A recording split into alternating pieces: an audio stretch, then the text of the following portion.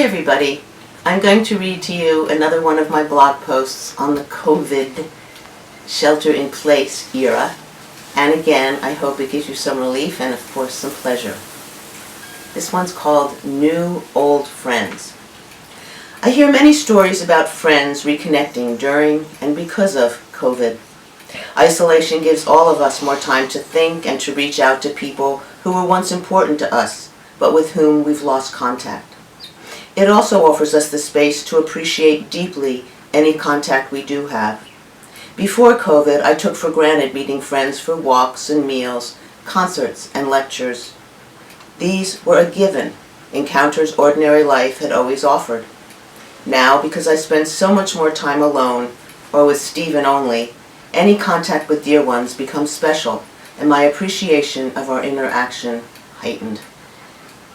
COVID provided the impetus to reconnect with a childhood friend with whom I had been particularly close in high school. Our first Zoom reunion proved so delightful that since then we've made it a point to get together at least once a month. During these hour-long chats, we've, of course, reminisced, but more important, we've rediscovered each other, not only as we once were, but as we are today. Two women of a certain age with a lot of life under our proverbial belts. My friend and I Zoomed again last weekend, and after talking about our work, we're both coincidentally writers and writing coaches, life during COVID and our families, particularly our sons and grandchildren, we dived into our childhoods and our families of origin. I don't remember why we turned to the now distant past. Perhaps one of us asked a question or made a reference that catapulted us back. But we began talking about situations and dynamics that had once caused both of us deep pain. For my part, I was surprised at what I was learning. When we were in high school, all of my friends and I respected family privacy, either because our culture taught us to keep our struggles to ourselves, or because we each thought we were the only ones suffering and didn't want to be different. We never mentioned troubles at home.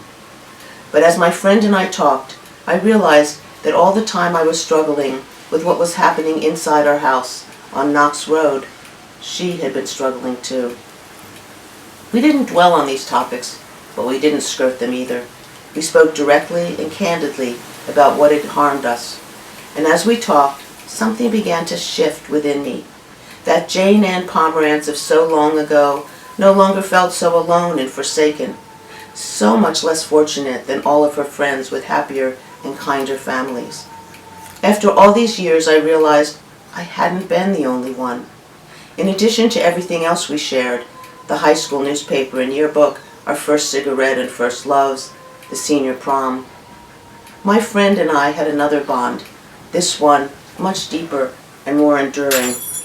After we had said goodbye and I reflected on the time we had spent together, I began marveling that not only had my friend and I both survived our family difficulties, we had both learned how to thrive.